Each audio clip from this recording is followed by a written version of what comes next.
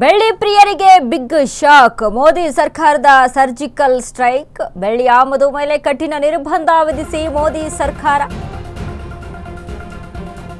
ಬೆಳ್ಳಿ ಪ್ರಿಯರಿಗೆ big shock. ಇದೀಗ ಮೋದಿ ಸರ್ಕಾರದ ಸರ್ಜಿಕಲ್ ಸ್ಟ್ರೈಕ್ ನಡೀತಾ ಇದೆ. ಬೆಳ್ಳಿ ಆಮದು ಮೇಲೆ ಕಠಿಣ ನಿರ್ಬಂಧ. ರಿಸ್ಟ್ರಿಕ್ಟ್ ವಿಭಾಗಕ್ಕೆ ಬೆಳ್ಳಿಯನ್ನ ಶಿಫ್ಟ್ ಮಾಡಿದ ಕೇಂದ್ರ.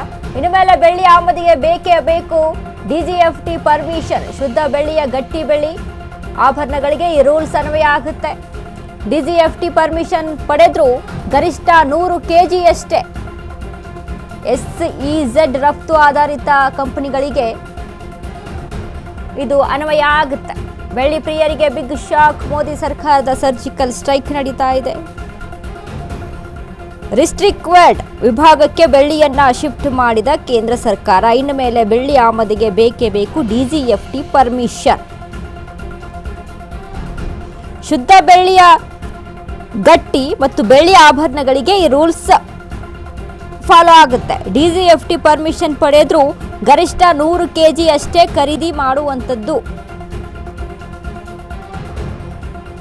ಬೆಳ್ಳಿ ಆಮದು ಕಠಿಣ ನಿರ್ಬಂಧ ವಿಧಿಸಿದ ಮೋದಿ ಸರ್ಕಾರ. ಮೋದಿ ಸರ್ಕಾರದ ಸರ್ಜಿಕಲ್ ಸ್ಟ್ರೈಕ್ ನಡೀತಾ ಇದೆ.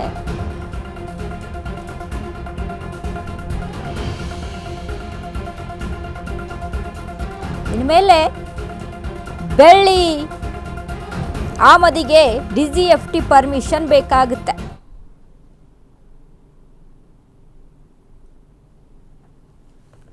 ಎಸ್ ನೋಡಿ, ಈಗಾಗಲೇ ಪ್ರಧಾನಿ ಅವರು ಹೇಳಿದ್ರು, ಒಂದು ಸ್ಟೇಟ್ಮೆಂಟ್ ಅನ್ನ ಕೊಟ್ಟಿರ್ತಾರೆ, ಚಿನ್ನ ಬೆಳ್ಳಿಯನ್ನ ಖರೀದಿ ಮಾಡುವಂಥದ್ದು ಕಮ್ಮಿ ಮಾಡಿ ಅಂತ.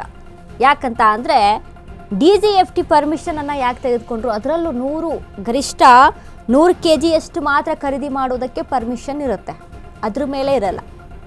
ಈಗ ನಾವೇನು ಬಂಗಾರ ಕೊಂಡ್ಕೊಳ್ತಾ ಇದ್ದೀವಿ, ಬೆಳ್ಳಿ ಕೊಂಡ್ಕೊಳ್ತಾ ಇದ್ದೀವಿ, ವಿದೇಶಿ ವಿನಿಮಯ ಮೀಸಲು ಸಂಗ್ರಹ ಕಾಪಾಡಿಕೊಳ್ಳಲು, ಆಮದು ವೆಚ್ಚ ತಗ್ಗಿಸಲು ಮೋದಿ ಸರ್ಕಾರದ ನಾನಾ ಕಸರತ್ತು ನಡೀತಾ ಇದೆ. ಈಗಾಗಲೇ ಚಿನ್ನ ಬೆಳ್ಳಿ ಮೇಲಿನ ಆಮದು ಸುಂಕ ಹೆಚ್ಚಿಸಿರುವಂತಹ ಕೇಂದ್ರ ಫ್ರೀ ಇಂಪೋರ್ಟ್ ಕ್ಯಾಟಗರಿಯಿಂದ ರಿಸ್ಟ್ರಿಕ್ಟೆಡ್ ಕ್ಯಾಟಗರಿಗೆ ಶಿಫ್ಟ್ ಆಗಿದೆ. ಇನ್ಮೇಲೆ ಬೆಳ್ಳಿ ಆಮದು ಮಾಡಿಕೊಳ್ಳಲು ಕೇಂದ್ರದ ಪರವಾನಗಿ ಅತ್ಯಗತ್ಯ ಆಗಿರುತ್ತೆ. 99.9% ಶುದ್ಧ ಬೆಳ್ಳಿಯ ಗಟ್ಟಿ ಪೌಡರ್ ಆಮದಿಗೆ ಡಿಜಿಎಫ್ಟಿ ಕಡ್ಡಾಯ. ವಿದೇಶಿ ವಿನಿಮಯ ಮೀಸಲು ಸಂಗ್ರಹ ಕಾಪಾಡಿಕೊಳ್ಳಲು ಕೇಂದ್ರದ ಕ್ರಮ. ಆಮದು ವೆಚ್ಚವನ್ನ ಯಾಕೆ ಹೆಚ್ಚಿಸಿದ್ರು? ಸರ್ಕಾರ ಯಾಕೆ ಹೆಚ್ಚಿಗೆ ಮಾಡ್ತು? ಆಮದು ಸುಂಕ ಹೆಚ್ಚಾಯಿತು ಅಂತ ಅಂದಾಗ ನಾವೇನು ರಾಜ್ಯದಲ್ಲಿ ಬೆಳ್ಳಿ ತೆಗೆದುಕೊಳ್ಳೋಕೆ ಅಂತ ಹೋಗ್ತೀವಲ್ಲ, ಅಲ್ಲಿ ಬೆಳ್ಳಿಯಲ್ಲಿ ರೇಟ್ ಹೆಚ್ಚಾಗುತ್ತೆ. ಅದರಿಂದ ಆದರೂ ಜನ ಬೆಳ್ಳಿಯ ಖರೀದಿಯನ್ನು, ಬೆಳ್ಳಿ ಬಂಗಾರದ ಖರೀದಿಯನ್ನು ಕಡಿಮೆ ಮಾಡ್ತಾರೆ ಅನ್ನುವಂಥ ದೃಷ್ಟಿಯಿಂದಾಗಿ ನಾವೇನೀಗ ತೆಗೆದುಕೊಳ್ತಾ ಇದ್ದೀವಲ್ಲ, ಹೆಚ್ಚಾಗಿ ಬೇಡಿಕೆ ಏನಿದೆಯಲ್ಲ, ಈ ಬೇಡಿಕೆಯಿಂದ ಬರುವಂಥ ಲಾಭ ಬೇರೆ ದೇಶಕ್ಕೆ ಹೋಗ್ತಾ ಇದೆ. ನಮ್ಮ ದೇಶಕ್ಕೆ ಲಾಭ ಆಗ್ತಾ ಇಲ್ಲ. ಇದು ನಮ್ಮ ದೇಶದ ಆರ್ಥಿಕತೆಯನ್ನು ಕಾಪಾಡಿಕೊಳ್ಬೇಕಲ್ಲ, ಇನ್ನೊಂದು ದೇಶಕ್ಕೆ ನಾವು ಲಾಭ ಮಾಡಿಕೊಡ್ತಾ ಇದ್ದೀವಿ. ಅದು ಬೇಡ ಅನ್ನುವಂಥ ನಿಟ್ಟಿನಲ್ಲಿ ನರೇಂದ್ರ ಮೋದಿ ಅವರು ರಿಕ್ವೆಸ್ಟ್ ಮಾಡ್ಕೊಳ್ತಾರೆ, ಜನಗಳ ಹತ್ರ ಮನವಿ ಮಾಡ್ತಾರೆ. ಒಬ್ಬ ಪ್ರಧಾನಿ ಎಲ್ಲ ಕೆಲಸ ಕಾರ್ಯಗಳನ್ನು ಬಿಟ್ಟು ಚಿನ್ನ ಬೆಳ್ಳಿ ಬಗ್ಗೆ ಮಾತಾಡ್ಕೊಂಡು ಕೂತ್ಕೊಳ್ಳೋಕ್ಕಾಗಲ್ಲ. ನಾವು ಅಂದರೆ ಪ್ರಧಾನಿ ಹೇಳಿದಂಥ ಮಾತಿಗೆ ಕೆಲವೊಂದಿಷ್ಟು ಪರ ವಿರೋಧಗಳು ವ್ಯಕ್ತವಾಯಿತು. ವಿರೋಧಗಳು ವ್ಯಕ್ತವಾದಂಥ ಸಂದರ್ಭದಲ್ಲಿ ಮಾತನಾಡಿದರು, ನಮ್ಮ ದುಡ್ಡು ನಮ್ಮ ಇಷ್ಟ, ನಾವು ಕೊಂಡ್ಕೊಳ್ತೀವಿ, ನಮ್ಮ ಇಷ್ಟ, ನಮ್ಮ ಹತ್ರ ದುಡ್ಡಿದೆ, ನಾವು ಕೊಂಡ್ಕೊಳ್ತೀವಿ, ಬೇಡ ಅಂತ ಹೇಳೋಕೆ ಇವ್ರು ಯಾರು, ಇವ್ರು ಯಾಕೆ ಬೇಡ ಅಂತ ಹೇಳ್ತಾರೆ, ಈ ರೀತಿಯಾದಂಥ ಮಾತುಗಳು ಬಂತು. ಬಟ್ ದೇಶದ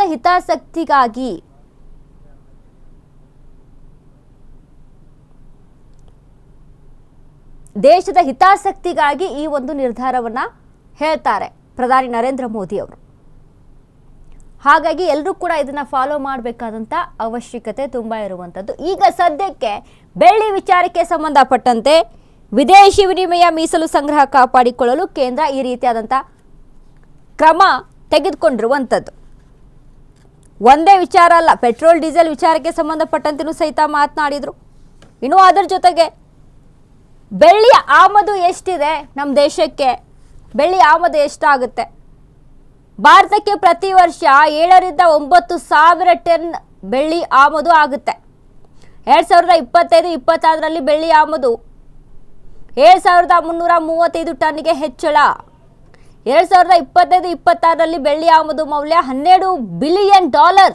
ಗ್ಲೋಬಲ್ ಮಾರ್ಕೆಟ್ ಅಲ್ಲಿ ಬೆಳ್ಳಿ ಬೆಲೆ ಹೆಚ್ಚಳವೇ ಇದಕ್ಕೆ ಕಾರಣ ಅಂತ ಹೇಳಲಾಗ್ತಾ ಇದೆ. ಎಸ್, ಶೇರ್ಪೇಟೆಯಲ್ಲಿ ಆಗಿರ್ಬೋದು, ಗ್ಲೋಬಲ್ ಮಾರ್ಕೆಟ್ನಲ್ಲಿ ಆಗಿರ್ಬೋದು, ಬೆಳ್ಳಿ ಬೆಲೆ ಹೆಚ್ಚಳವೇ ಇದಕ್ಕೆ ಕಾರಣ ಅಂತ.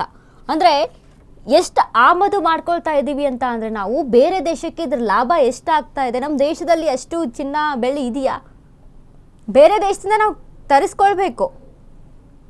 ಇರುವಂಥ ಚಿನ್ನದ ಗಣಿ ಅಂತ ಅನಿಸ್ಕೊಂಡಂಥ ಕೋಲಾರನೂ ಕೂಡ ಈಗ ಇಲ್ಲ, ಯಾಲಿ ಸಹಿತ ಇಲ್ಲ. ಸೊ ಹಾಗಾಗಿ ಬೇರೆ ದೇಶದಿಂದ ತರಿಸ್ಕೊಳ್ಳುವಂಥ ಅವಶ್ಯಕತೆ ಇದೆ. ಹಾಗಾಗಿ ಕಡಿಮೆ ಆಗಲಿ ಬೇಡಿಕೆ ಅನ್ನುವಂಥ ದೃಷ್ಟಿಯಿಂದ ಈ ನಿರ್ಧಾರ.